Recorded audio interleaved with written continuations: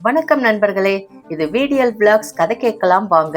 சுஜாதாவின் மேலும் ஒரு குற்றம் அப்படின்ற குறு நாவலை தான் நம்ம பார்த்துக்கிட்டு இருக்கிறோம். போன எபிசோட்ல தாமோதர் வசந்த 2வது முறையா செஸ்ல தோக்கடிச்சிடுறாரு. வசந்த் கொஞ்சம் அப்செட்டா இருந்தான். அதுக்கப்புறம் கணேஷை கூப்பிட்டு கணேஷ் கூட செஸ் விளையாடிட்டு இருந்தாரு தாமோதர். அந்த நேரத்துல ஒரு தனிமை கிடைச்ச உடனே வசந்த் ஆஷாவோட ரூம்ல போய் குடைஞ்சதுல 2 லெட்டர் கிடைக்குது. அதை பார்த்துக்கிட்டு இருக்கும்போது கணேஷும் தாமோதரும் வந்து கதவை தட்டுறாங்க. வசந்த் போய் கதவை திறந்த உடனே, என்னடா பண்ணிட்டு இருந்த, அந்த ரூமை குடைஞ்சியா அப்படின்னு கேட்டாரு. இல்ல பாஸ், நல்லா தூங்கிட்டேன் அப்படின்னு பொய் சொல்லிட்டான். கணேஷ் திரும்ப திரும்ப கேட்கிறாரு, ஏதோ மறைக்கிறடா என்கிட்ட அப்படின்னு. ஆனா அவரு அதுக்கு எதுவுமே பதில் சொல்லல. அதனால கோவப்பட்ட கணேஷ், வெளியே போடா, என்கிட்டயே மறைக்கிற அப்படின்னு சொன்னாரு. வசந்த் வெளியில வந்துட்டான். அது வரைக்கும் போன எபிசோட்ல பார்த்தோம். அதுக்கப்புறம் என்ன நடந்துச்சுன்னு இந்த எபிசோட்ல பார்க்கலாம். மேலும் ஒரு குற்றம், எபிசோட் 4. அன்னைக்கு மத்தியான சாப்பாட்டின் போது தாமோதர் பேசவே இல்லை. கணேஷ் கூட முதல் ஆட்டத்துல தோக்க போறோம் அப்படின்னு அவருக்கு தெரிஞ்சிருச்சு போல. ஆட்டத்தை தொடர்ந்து ஆடுறத பத்தி பேச்சே எடுக்கல. மத்தியான சாப்பாட்டுக்கு அப்புறம் கொஞ்சம் தூங்குவேன் அப்படின்னாரு. சாயங்காலம் சுத்தி பார்க்கலாமா? எப்ப வேணா sir, we are at your disposal. Vasanth, நீங்க தூங்குவீங்களா? இல்ல சார், கொஞ்சம் மலைச்சரிவுல இறங்கி பார்க்கலாம்னுட்டு. பாஸ், நீங்க வரீங்களா? இல்ல வசந்த், நீ தனியா போ, எனக்கு கொஞ்சம் தூங்கலாம் போலத்தான் இருக்கு. சரி, 2 பேரும் தூங்குங்க. சாப்பிட்டதும் வசந்த் மலைச்சரிவுல உற்சாகமா இறங்குனான். மத்தியானம் 2 மணிக்கு கூட வெயிலே தெரியல. மலைச்சரிவுல வெட்டப்பட்டது போல இருந்த சமதளத்துல 4-5 வீடுகள் தெரிஞ்சது. ஒரு வீட்டின் பின்புறம் பசும் புல்ல சோம்பேறித்தனமா மென்னுக்கிட்டு புஷ்டியா எருமைகள் தெரிஞ்சது. சின்னதா ஒரு கிணறு இருந்தது. அதுல ஒரு பெண் துணி துவைச்சுக்கிட்டு இருந்தா. சே, நல்ல பிள்ளையா குளிச்சுக்கிட்டு இருக்க மாட்டாளா அப்படின்னு வருத்தப்பட்டான் கணேஷ். அவ பக்கத்துல போனான். இந்த பக்கத்து பொண்ணு போல. துணி ஒன்னும் அதிகமா இல்ல. கொஞ்சம் நேரத்துல குளிப்பாலோ அப்படின்னு நம்பிக்கை இருந்துச்சு.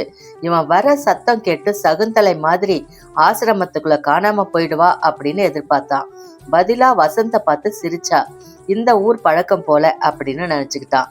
பக்கத்துல வந்து ஹலோ அப்படின்னா. அவ மறுபடியும் சிரிக்கிறா. அவ கொஞ்சம் சிவப்பா இருந்தா.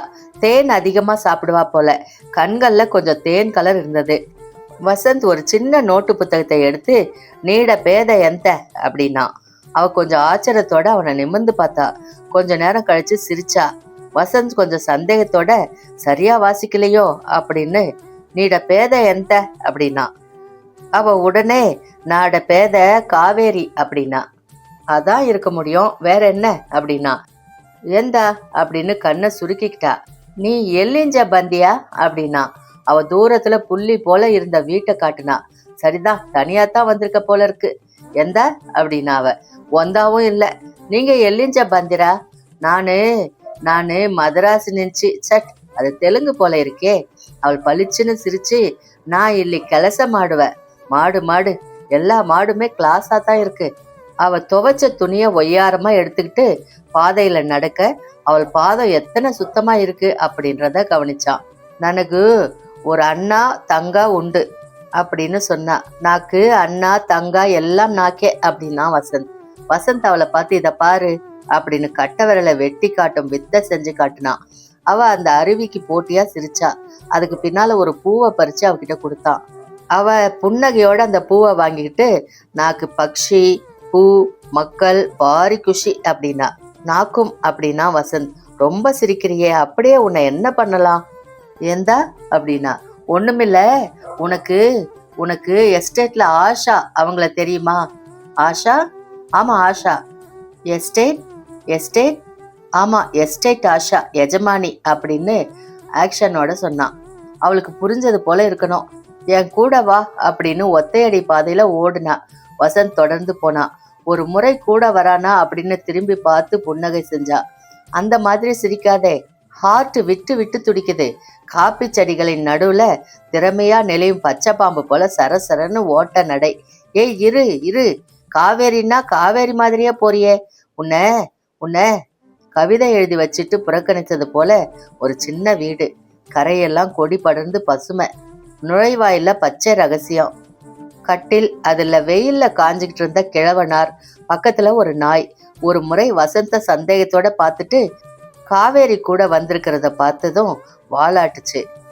காவேரி உள்ள போய் யார் கூடயோ பேச வெளியே வந்த கருப்பு கோட்டு இளைஞன் சிட் டவுன் அப்படின்னா. அப்பாடா, இங்கிலீஷ் தெரிஞ்ச ஒருத்தன் அப்படின்னு வசந்த் தாத்தா பக்கத்துல உட்கார்ந்தான். என்ன வேணும் உங்களுக்கு? என் தங்கச்சி சொன்னது சரியா புரியல. ஒண்ணுமில்ல, நீங்க இந்த எஸ்டேட்ல வேலை பாக்குறீங்களா? ஆமா, மேஸ்திரி. காவேரி உள்ள இருந்து ஏதோ ஒரு பானத்தை கொண்டு வந்தா. காஃபி இல்லையே? இல்ல, எலுமிச்சை ரசமும் தேனும். பிரமாதம், கொடுங்க.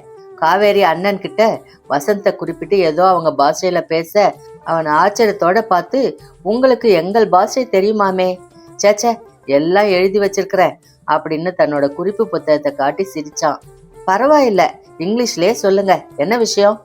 நான் ஆஷாவை பத்தி கேட்க வந்தேன். அவனுக்கு முகம் மாறுச்சு. உடனே தாத்தாவை பார்த்தான். கொஞ்சம் தனியா வாங்க அப்படின்னு 10 அடி தள்ளி அழைச்சிட்டு போனான். ஆஷாவை பத்தி ஏதாவது தெரியுமா அப்படின்னு கேட்டான். இல்ல, தெரிஞ்சுக்கதான் கேட்டேன். சாப், நீங்க விருந்தாளியா வந்திருக்கிறீங்க. தயவு செஞ்சு இந்த பெயரை மட்டும் சொல்லாதீங்க. யார்கிட்டயும் இதை பத்தி கேட்காதீங்க. இது உங்களுக்கு நல்லது. ஏன்? ஏன்னு கேட்காதீங்க, வேறு ஏதாவது கேளுங்க. காஃபியை பத்தி பேசுங்க, வானிலையை பத்தி, மழையை பத்தி, டென்னிஸ் ஆட்டத்தை பத்தி, எதை வேணுனாலும் கேளுங்க. ஆஷா வேணாம். ஏன்? எஜமானர் மிகவும் வருத்தமா இருக்கிறாரா? ப்ளீஸ் சாப், எதுவும் கேட்காதீங்க. காவேரி, அப்புறம் பார்க்கலாம் அப்படின்னா. புரிஞ்சது போல தலையாட்டுனா. வசந்த் கொஞ்சம் குழப்பத்தோடையே வெளியே வந்தான். கொஞ்சம் சந்தோஷம், கொஞ்சம் மர்மம். ஆஷாவின் பேரை கேட்டதும் அண்ணன்காரன் என்னவோ தடை செய்யப்பட்ட பகுதியில நுழைஞ்சவன் மாதிரி அவனை பார்த்தான். ஏன்? ஆனா ஆஷா அப்படின்ற பேரு அந்த காவேரி கிட்ட எந்த சலனத்தையும் ஏற்படுத்தலையே. ஏன்? திரும்பி வந்தப்போ வராந்தாவில கணேஷும் தாமோதரும் ஆட்டத்தை தொடர்ந்து ஆடிக்கிட்டு இருந்தாங்க. வசந்த் போர்டை கவனிச்சான். கணேஷ் ஒரு ரூக்கு அதிகமா வச்சிருந்தான். தாமோதர் கன்னத்துல கை வச்சு யோசிச்சு ஆடிக்கிட்டு இருந்தாரு. சார், உங்களுக்கு செஸ் கிளாக் வச்சே ஆகணும் போல இருக்கு. ரொம்ப டைம் எடுத்துக்கிறீங்க. வசந்த் வந்ததை அவர் கவனிக்கல. I think I am losing. இல்ல சார், ட்ரை பண்ணி பாருங்க அப்படின்னா வசந்த். அவ்வளவு மோசம் இல்ல வசந்த் அப்படின்னு கணேஷ் அதட்டினான். தாமோதருக்கு அவன் செய்யற கிண்டல் பிடிக்கல அப்படின்னு தெரிஞ்சது. கொஞ்சம் விஸ்கி ஊத்திக்கிட்டாரு. ஜாஸ்தி சாப்பிடுறீங்க சார் அப்படின்னா கணேஷ். இது உள்ள போனாதான் சிந்தனை சுத்தமாகும். No, I don't agree, I don't care அப்படின்னு ராணியை நகர்த்தினாரு. யோசிங்க சார், இதான் உங்க மூவா? இதை விட பெட்டர் மூவ் இருக்கு. டோன்ட் டீச் மீ மேன் அப்படின்னு வசந்த பார்த்து கத்துனாரு. சரி, தற்கொலை பண்ணிக்கிறேங்கிறீங்க. பாஸ், முதல்ல செக் கொடுங்க. Get out of here. விருந்தாளிங்களை இப்படித்தான் ட்ரீட் பண்றதா அப்படின்னு வசந்த் சிரிச்சுக்கிட்டே கேட்டான். கணேஷ், இவரை உள்ள போக சொல்லுங்க. ஓகே ஓகே அப்படின்னு வசந்த் திரும்ப. தாமோதர் போர்டில் இருந்த காய்களை மூர்க்கத்தனமா கலைச்சி ஐ ரிசைன் அப்படின்னாரு. தட் வாஸ் ஹார்ஷ் அப்படின்னா வசந்த் மாடிப்படிகள்ல இருந்து. அடுத்த ஆட்டம் இப்போதே தொடங்கலாம். I will bring the clock. நாளைக்கு நல்லா ஆடுனீங்க. விஸ்கி போனதும் தான் உங்க ஆட்டம் தடுமாற தொடங்கிருச்சு. உங்களை ஜெயிச்சது நான்ல, விஸ்கி. அவர் மறுபடி தன் கிளாஸை நிரப்பிக்கொள்ள, சார் ப்ளீஸ் வேணாம். நீ யார் என்ன தடுக்கிறதுக்கு அப்படின்னு கத்துனாரு. சரி, நன் ஆஃப் மை பிஸ்னஸ் அப்படின்னு கணேஷ் எழுந்தான். வெயிட். கணேஷ் தயங்கி நின்னான். உனக்கு என்ன தெரியும்? நான் குடிக்காட்டி இறந்து போயிருவேன் தெரியுமா? அந்த அலமாரியை திறந்து பாரு. தூக்க மாத்திரைகள், டிரான்குலைசர்கள் எல்லாம் எதுக்கு? அவளை மறக்கிறதுக்கு. கணேஷ் சும்மா இருந்தான். வசந்த் அப்படின்னு கூப்பிட்டாரு. கூப்பிடுங்க உங்க நண்பனை. எதுக்கு அப்படின்னாரு கொஞ்சம் ஆச்சரியத்தோட. அவர்கிட்ட மரியாதை குறைவா பேசிட்டேன், மன்னிப்பு கேட்க. அது பரவாயில்ல. என்ன பரவாயில்ல? கூப்பிடுங்க. வசந்த் இப்போ நரம்பு புடைக்க கத்துறாரு. வசந்த் உடனடியா மாடிப்படிகள்ல தெரிஞ்சான். என்ன சார், ஏதாவது தீ விபத்தா? கீழே வாங்க. வசந்த் கணேஷ பார்க்கவே வா அப்படின்னு சைகை செய்தாரு. இப்போ தாமோதர் நல்ல குடியில இருந்தாரு. வசந்த் வந்ததும் அவன் காலை குழப்பமா தேடி பிடிச்சுக்கிட்டு மாடிப்படியின் விளிம்புல அவனை தள்ளாத குறையா, வசந்த் என்னை மன்னிச்சிருங்க, நீங்க விருந்தாளி, உங்க மனசு புண்படும்படியா. வசந்த் பதறிப்போய், என்னது, எழுந்துருங்க சார், இதுக்கெல்லாம் அவசியமே இல்லை. நான் படி ஏறினப்பவே மறந்துட்டேன். ஸ்காட்ச் கொஞ்சம் அதிகம் சாப்பிட்ருக்கீங்க, அதான் என்னென்னவோ பேச வைக்குது. இல்ல வசந்த், இப்பதான் நான் தெளிவா இருக்கேன். இப்பதான் உங்க 2 பேர்கிட்டயும் அதை சொல்லியே ஆகணும். உங்களை நான் கூப்பிட்டதே அதுக்குதான். செஸ் எல்லாம் பாசாங்க. வசந்த் கணேஷா ஆச்சரியத்தோட பார்த்தான். கணேஷ், கணேஷ் சொல்லுங்க, ஏன் அவ என்னை விட்டுட்டு போயிட்டா? சார் இது கண்டுபிடி கணேஷ், எனக்கு கண்டுபிடிச்சு சொல்லுங்க. எந்த விதமான உண்மையா இருந்தாலும் கண்டுபிடிச்சு சொல்லுங்க. என்ன செலவானாலும் பரவாயில்ல, சொல்லுங்க. எதுக்காக என்ன விட்டுட்டு போனா? அவளுக்கு நான் என்ன குறை வச்சேன்? நான் எந்த விதத்துல குறைஞ்சு போயிட்டேன்? என்னை விரும்பித்தானே கல்யாணம் செஞ்சுக்கிட்டா, கட்டாயப்படுத்தினேனா? இப்போ தாமோதர் அவளோட படத்தை பார்த்து பேசிக்கிட்டு இருந்தார். ஆஷா, யூ பிச், எதுக்காகடி ஓடுன? ஜஸ்ட் லைக் தட், ஆக்ஷனுக்கு போயிருக்க பெங்களூருக்கு, திரும்பி வர ஆளை காணோம். ஒரு துணி, ஒரு காசு எடுத்துக்கிட்டு போகல. எங்கன்னு யாருக்கும் தெரியாது. டூரிஸ்ட் காருக்கு ஃபோன் பண்ணியிருக்கா, மங்களூருக்கு போயிருக்கா, அங்க போய் டென்னிஸ் கோர்ட் எதிரில் ஒரு ஹோட்டல்ல தங்கியிருக்கா. அரை நாள், அது வரைக்கும் தான் ட்ரேஸ் பண்ண முடிஞ்சது. அரை நாள், அப்புறம் ஆளு காணாம போயிட்டா. வேனிஸ்ட் இன் தின் ஏர். ஏன் கணேஷ், ஏன்? வசந்த் கொஞ்சம் தொண்டையை கணச்சிக்கிட்டு, சார், இந்த பதிலை நீங்க உங்க வீட்டிலேயே தேடலையா? What do you mean? உங்க மனைவி ரூம்ல ஏதாவது க்ளூ கிடைக்கலாமே. அவ போனதுல இருந்து அந்த ரூம் பக்கம் எட்டி பார்க்கல. ஏன்? அறை முழுசும் அவ ஞாபகங்களா இருக்கு. அவளோட செலவழிச்ச 10 மாதங்கள், அவள் புடவைகள், வாசனை எல்லாம் மிஞ்சிருக்கு. அங்கே போனா எனக்கு அழுகை வருது. கணேஷ், உங்களை நான் ஃபோர்ஸ் பண்றதா நினைச்சுக்காதீங்க. அவ ஏன் என்னை விட்டு போனா, அதை கண்டுபிடிங்க. எந்த விதமான உண்மைக்கும் நான் தயார். நீங்க கெட்டிக்காரர் தான், ஆனா நீங்க சொல்ற மாதிரி விஸ்கி போடாம ஆடுனா உங்களை செஸ்ல ஜெயிக்க முடியும். வசந்த தோக்கடிச்சிடலாம். உங்களை தோக்கடிக்கிறது கஷ்டம்தான், இருந்தாலும் முயற்சி பண்ணத்தான் போறேன். செஸ் மாதிரி இதையும் ஒரு ப்ராப்ளமா வச்சுக்கோங்க.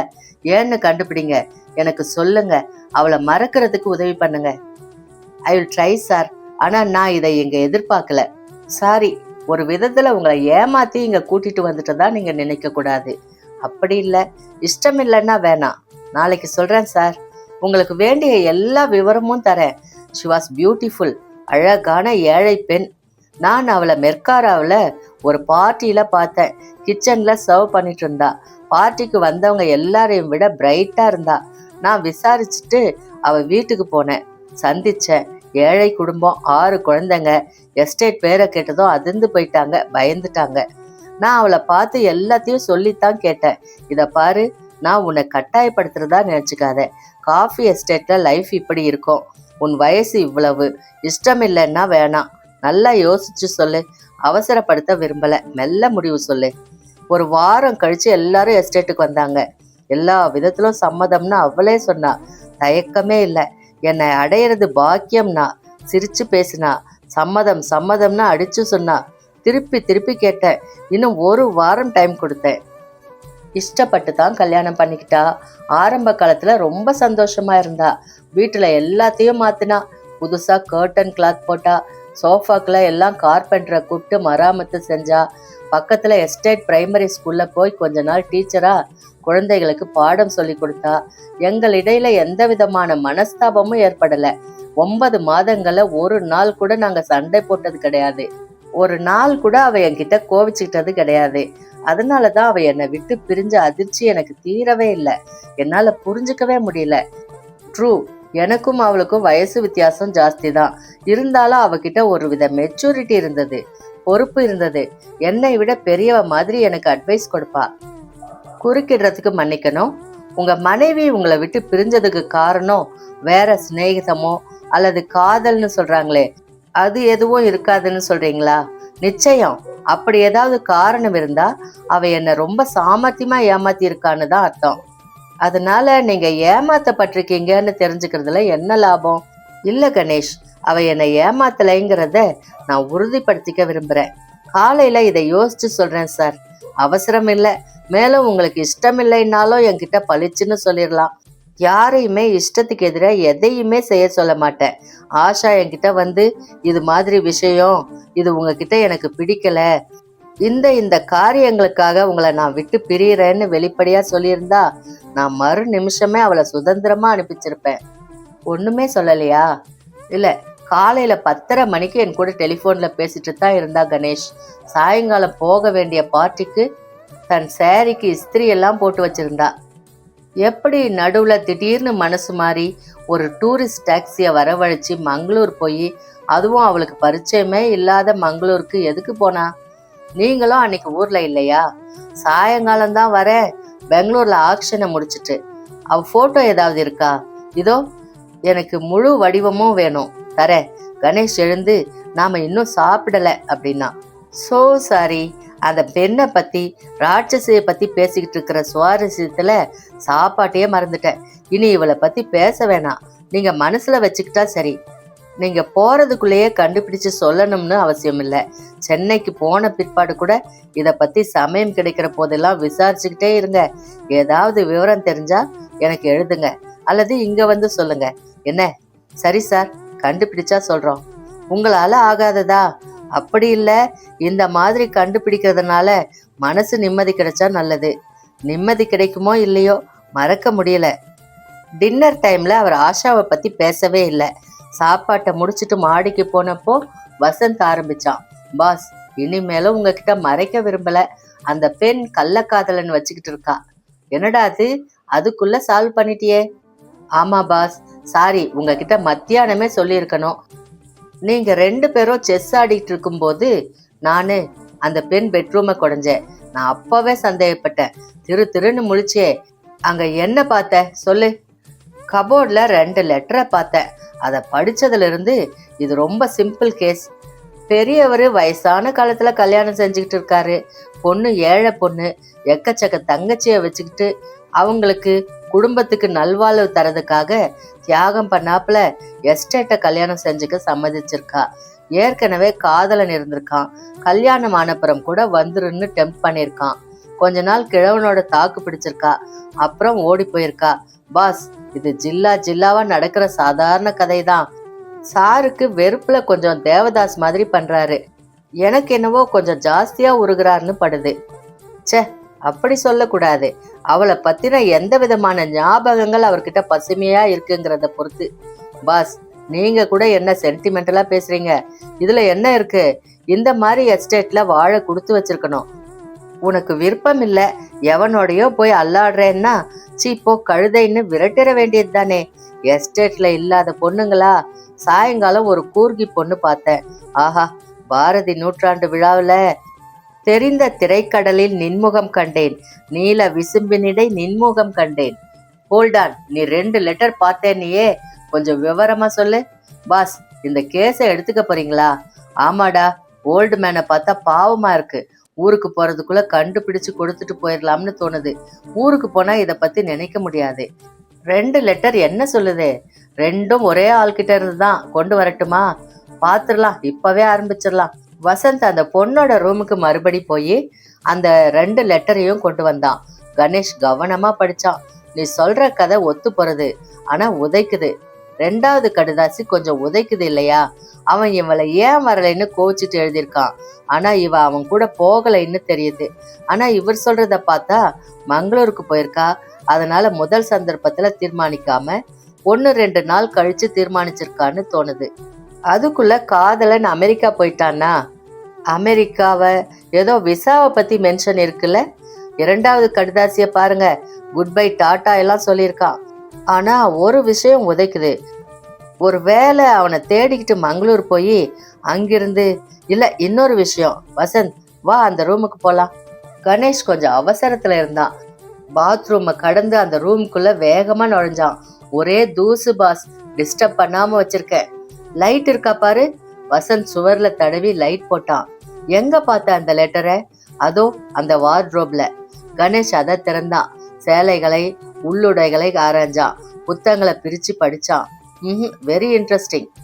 புடவிலையும் புஸ்தகத்திலையும் என்ன இன்ட்ரெஸ்ட்? சொல்றேன். வசந்த், இந்த கேஸ் நீ நினைக்கிற மாதிரி அவ்வளவு சிம்பிள் இல்ல. எப்படி சொல்றீங்க? காரணத்தை எல்லாம் கடைசியில சொல்றேன். சார் இருக்காரே, மிஸ்டர் தாமோதர், பெரிய ஆளு. He is a very deep man. Case அவ்வளவு சுலபம் இல்ல. என்ன பாஸ், மேலும் ஒரு குற்றமா? கணேஷ் பதில் சொல்லல. மேலும் ஒரு குற்றம் யோசனையில இருந்தான். பாஸ், அந்த மலை முகட்டுல முள்செடியில மாட்டி இருந்த புடவை துண்டு. ஓஎஸ், அதுக்கும் என்ன அர்த்தம்னு பார்க்கணும். அதுக்கும் முன்னால காலையில தூங்கி எழுந்த உடனே ஸ்கூல். ஆமா, ஞாபகம் இல்ல? ஆஷா கொஞ்ச நாள் பொழுது போகாம எஸ்டேட்ல கிண்டர் கார்டன் ஸ்கூல்ல போய் சொல்லி கொடுத்தான்னு சொன்னாரே, அந்த ஸ்கூல்ல போய் அந்த ஹெட்மிஸ்ட்ரஸ விசாரிக்கணும். அவ எப்படிப்பட்ட பொண்ணு, என்ன மாதிரி குணம், சுபாவம் எப்படி. உங்க பேர்? சாந்தலா. ஹெட்மிஸ்ட்ரஸ் பூனை கண்களோட கொஞ்சம் பயத்தோட கணேஷ பார்த்தா. சின்ன சின்ன குழந்தைங்க பச்சை ஸ்வெட்டர் போட்டுக்கிட்டு பேட்டர் கேக் பேக்கர்ஸ் மேன் அப்படின்னு கோரஸ் பாடிக்கிட்டு இருந்துச்சு. உங்களுக்கு இந்த எஸ்டேட் ஓனர் தாமோதரோட மனைவி பத்தி தெரியுமா? ஓ தெரியுமே. ஏன்?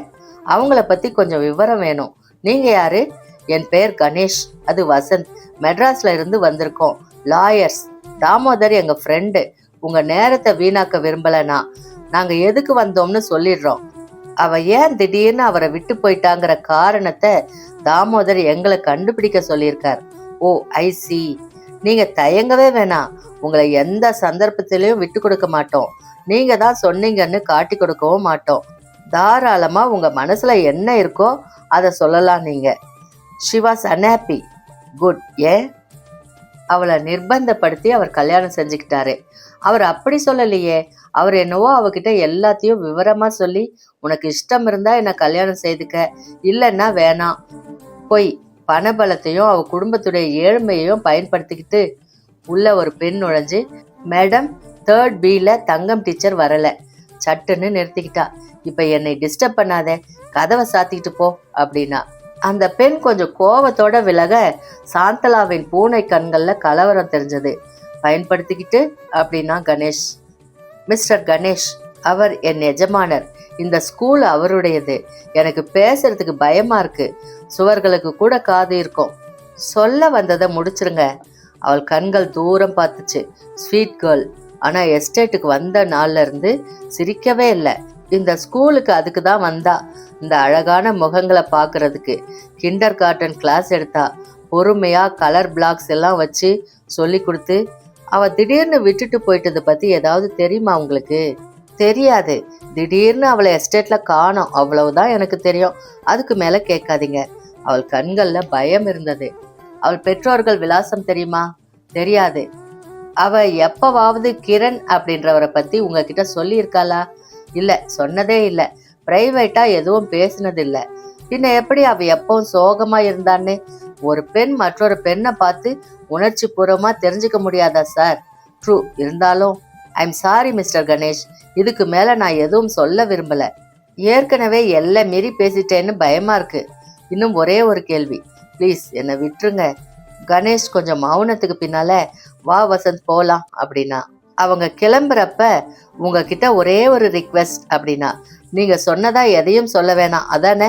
அது இல்ல, இந்த விஷயத்த பத்தி மற்ற டீச்சர்கள் யார்கிட்டயும் எதுவும் கேட்காதீங்க. ஏன்? அவங்களுக்கு அதிகம் தெரியாது. காசிப் வளரும். ஏற்கனவே நீங்க இங்க வந்துட்டு போன செய்தி எப்படியும் பெரியவருக்கு தெரிஞ்சிடும். ரொம்ப பயப்படுறீங்களே? ஆமா, பயம்தான். அவர் அவளை ப்ளீஸ் போங்க, எல்லாத்தையும் கிளறாதீங்க. பள்ளியை விட்டு வெளியே வந்ததும், பாஸ் என்ன நினைக்கிறீங்க அப்படின்னா Vasanth. Something strange, very strange. நான் அப்பவே நினைச்சேன், அந்த ஆள் நேத்திக்கு வீட்டுல பேசினதெல்லாம் நடிப்பு. அவரை விட்டு போனதுக்கு வேற ஏதோ ஆழமான காரணம் இருக்கும். விட்டு போனாலா? இல்ல என்ன பாஸ் சொல்றீங்க? ஒன்னும் சொல்லல, ஒன்னும் இப்ப நினைக்க வேணாம். Clean slate Vasanth. நீ சொல்ற மாதிரி இந்த ஓகே நத்திங். வா திரும்பி போலாம். அவங்க ஸ்கூல்ல இருந்து நடந்து போக இங்கிருந்து மேலே பார்த்தா தாமோதரன் பங்களா தெரிஞ்சது. ஓரத்துல மலை முகடு தெரிஞ்சது. பாஸ் பாத்துக்கிட்டு இருக்கார். கணேஷ் நிமிர. ஆம். தாமோதர் வாயில பைப்பு வச்சுக்கிட்டு வேலி கம்பி ஓரத்துல இவங்க 2 பேரையும் பார்த்துக்கிட்டு தான் இருந்தாரு. சின்னவரா தெரிஞ்சாரு. வா வசந்த், இப்ப நாமும் அவருக்கு எதிரெதிரா இன்னொரு ஆட்டம் ஆடுறோம்னு வச்சுக்கலாம். அடுத்த மூவ் என்னன்னு பார்க்கலாம். சாப்பாடு தான் அடுத்த மூவ். குழப்புது. எனக்கு கொஞ்சம் கொஞ்சமா தெளிவாகுது. என்ன? சொல்லி தொலைங்களேன். இல்ல வசந்த், சமயம் வரப்ப சொல்றேன். அவங்க திரும்பி பங்களாவுக்கு போனப்போ, வாங்க எங்க போயிருந்தீங்க அப்படின்னாரு தாமோதர். ஸ்கூலுக்கு அப்படின்னா கணேஷ் பொய் சொல்ல விரும்பாம. அவளை பத்தி விசாரிச்சிங்களா யார்கிட்டயாவது? இல்ல, சும்மா பிள்ளைங்களை பார்த்துட்டு வந்தோம். அவர் மெதுவா சிரிச்சாரு. அப்போ அந்த மேஸ்திரி வந்தான். வசந்த் நேத்து சந்திச்ச மேஸ்திரி. ஆஷாவை பத்தி எதுவும் பேசாதே அப்படின்னு எச்சரிச்ச மேஸ்திரி. அவன் வந்த உடனே அவரோட முகம் கடுக்கடுன்னு ஆயிடுச்சு. அவங்க பாஷையில அவனை சரம் மாதிரியா திட்டுறது போல இருந்தது. மேஸ்திரி அதிர்ந்து போய் பேச முடியாம, ஒரு பதில் கூட சொல்ல முடியாம திணறி கொஞ்ச நேரத்துல அவர் கால்களை பிடிச்சு கதறான். நோ நோ அப்படின்னாரு. அவன் அழுறான். அவர் கொஞ்சமும் தாட்சண்யம் காட்டுறதா தெரியல. கெஞ்சினா. கணேஷ் கொஞ்சம் யோசிச்சுட்டு, சார் நாங்க போறோம், இருங்க இவனை முடிச்சுட்டு வந்துடுறேன். இவனை டிஸ்மிஸ் பண்ணிட்டேன். எஸ்டேட் பணத்துல 5000 ரூபாய் களவாடிட்டான். I have no mercy for him. போடா ஓடு, ரன், கெட் அவுட். அவன் துண்டை உதறிட்டு எழுந்தான். இனி பயன் இல்லை அப்படின்னு அவனுக்கு தெரிஞ்சிருச்சு. இப்போ அவனோட முகத்துல விரோதம் இருந்தது. என்னவோ அதட்டலா கேட்டான். அதை விட அதட்டலா பதில் சொன்னாரு. இப்போ அவன் கோவமா பாத்துக்கிறேன் அப்படின்றது போல எச்சரிக்கையா சொல்லிட்டு போனான். அவன் போன பின்னால என்னவோ செஞ்சிடுவானாமே, என்னடா செய்வ அப்படின்னு நன்றி கேட்ட நாய்ங்க. எனக்கு ஒண்ணு மட்டும் ஆகாது கணேஷ், என்னை யாராவது ஏமாத்தினான்னு தெரிஞ்சா என்னால தாங்க முடியாது. அந்த நிமிஷமே தண்டனை. வசந்த் கொஞ்சம் அதிர்ச்சி ஆயிட்டு சமாளிச்சுக்கிட்டு, விடுங்க சார், சாப்பாட்டு வேலையில எதுக்கு கூப்பாடு? நன்றி கொன்றவங்கள என்னால மன்னிக்கவே முடியாது. அப்படின்னா உலகத்துல நீங்க குப்பை கொட்டுறது ரொம்ப கஷ்டம். அதுக்குதான் இந்த எஸ்டேட்ல ஒளிஞ்சுக்கிட்டு இருக்கிறேன். இங்கேயும் எத்தனை துரோகம். சாப்பிடும் போதும் வேலை இல்லாம தெருவுல திரிஞ்சுக்கிட்டு இருந்தவனை கொண்டு எஸ்டேட்ல வச்சு தொழில் கத்து கொடுத்து 500 ரூபாய் சம்பளம் கொடுத்து 5000 ரூபாய் எனக்கு பெருசு இல்ல, ஐயா அவசரத்துக்கு வேணும்னு கேட்டிருந்தா கொடுத்துருக்க மாட்டேனா? எனக்கு தெரியாம எடுத்துக்கிட்டு அப்புறம் சொல்றான் டிஸ்மிஸ் பண்ணணுமா இல்லையா? நீங்க செஞ்சது சரிதான் சார், அப்பளம் எடுத்துக்கங்க. அது வரைக்கும் இந்த பகுதியில பார்த்தோம். அதுக்கப்புறம் என்ன நடந்துச்சுன்னு அடுத்த பகுதியில பார்க்கலாம். அது வரைக்கும் உங்களிடமிருந்து நன்றி கூறி விடைபெறுவது VDL Vlogs VDL. நன்றி, வணக்கம்.